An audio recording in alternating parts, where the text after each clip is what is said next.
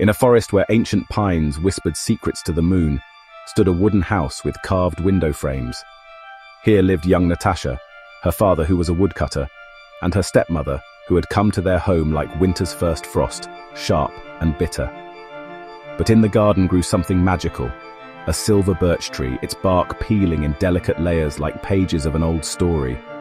Natasha's real mother had planted it with her last strength, watering it with her tears and blessing it with her final breath. Its leaves shimmered at night. Each evening, as the sun painted the sky in colors of amber and rose, Natasha would steal away to the tree. Her long brown hair swinging like a pendulum, she would press her cheek against its cool bark and sing the lullaby her mother had taught her. Sway, sway, silver birch, tell me what you see. Share your wisdom, share your strength, share your dreams with me. And sometimes, when the wind moved just so, the tree's leaves would dance in response, spelling out messages of comfort in shadows on the ground. Winter came early that year. Frost flowers bloomed on window panes, and wolves howled closer to the village than anyone could remember. The stepmother jealously watched Natasha from behind ice-crusted windows.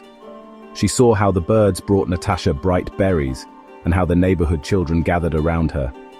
Even the winter winds seemed to soften when they touched her face. One evening, as the father dozed by the fire and the stepmother stirred a pot of soup, she called Natasha. "My dear," she said, her eyes glittering, "we desperately need thread for your father's tattered coat.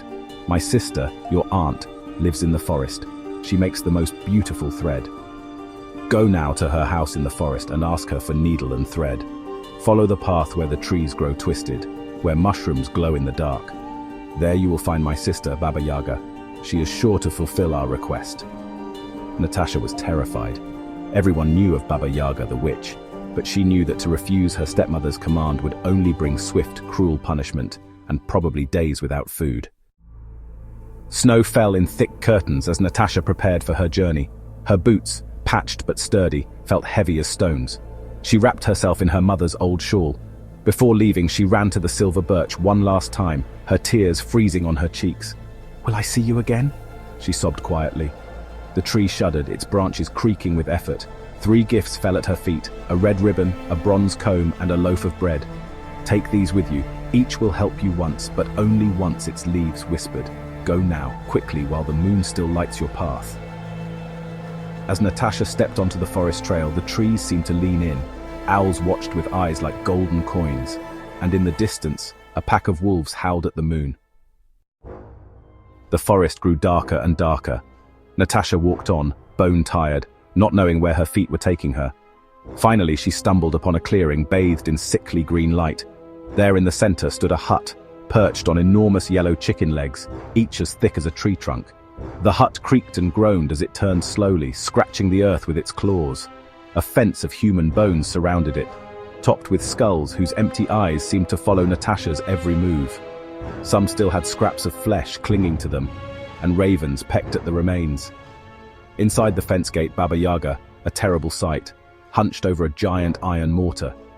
Her eyes glowed like burning coal, her nose long and hooked like a hawk's beak. Her iron teeth clinked together as she muttered ancient spells, grinding bones that sparked against the iron. Her long, bony fingers ended in sharp black nails that left scratch marks in the mortar's metal. "Oh ho! What's this? I smell young blood come to visit old Baba Yaga." The witch leapt into her mortar, seized her pestle to steer with, and flew around the yard, cackling. Baba Yaga circled Natasha 3 times before landing. Natasha, nearly fainting in fear, voiced her request. The witch grinned. "I know your quest, child. 3 tasks you must complete before dawn, or into my cookpot you will go. First, sort this pile of millet from the dirt. Second, use this sieve to bring water from the dark lake. Finally, clean my hut until it shines." The witch thrust a sieve full of holes into Natasha's trembling hands. Inside the hut, decades of grime covered every surface. But as soon as Baba Yaga flew off, the clearing came alive with helpers.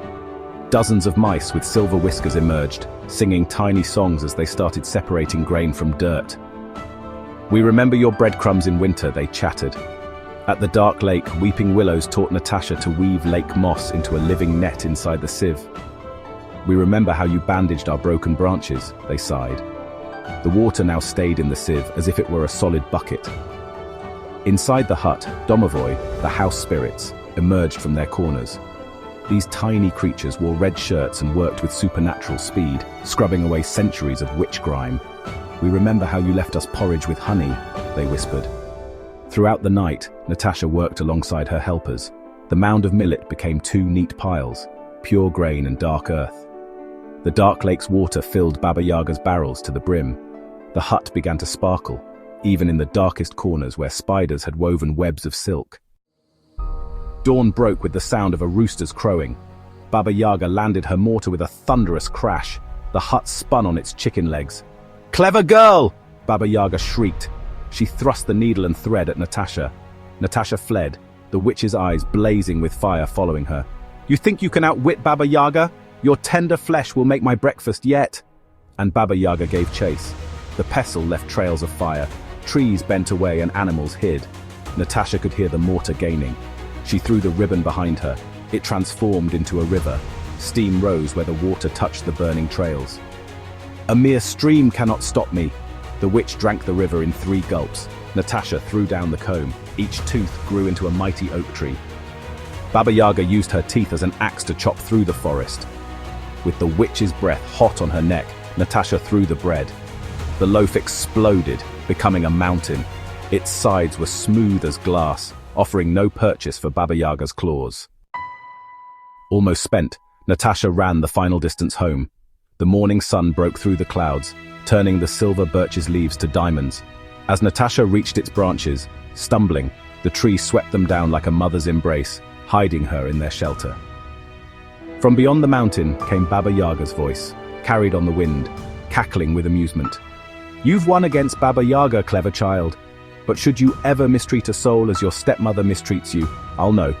And you can tell your stepmother that my teeth are sure to find her." The stepmother, watching from the window, saw the mighty mountain in the distance and the strange shadow that moved across it, and heard the voice it carried. She turned pale with fear and shock. From that day forward, she was a changed woman. She made sure to speak softly and respectfully to her stepdaughter, and was never cruel again. Years passed, and Natasha grew into a wise woman herself. People flocked to seek her advice. She spread the message of respect and kindness to all creatures, great and small. On special evenings she would sit beneath the silver birch, her mother's legacy, singing the old songs, and those who listened closely might hear other voices joining in. The mice with their high, sweet notes, the deep sighs of ancient trees, and the gentle whispers of house spirits. And sometimes, on dark nights when the wind blows cold, villagers say they can see a distant shadow flying in a mortar and pestle, reminding them that kindness brings kindness, while cruelty invites something far worse to dinner. If you enjoyed this folktale, please like and subscribe to our channel for more myths, folklore and fables from around the world.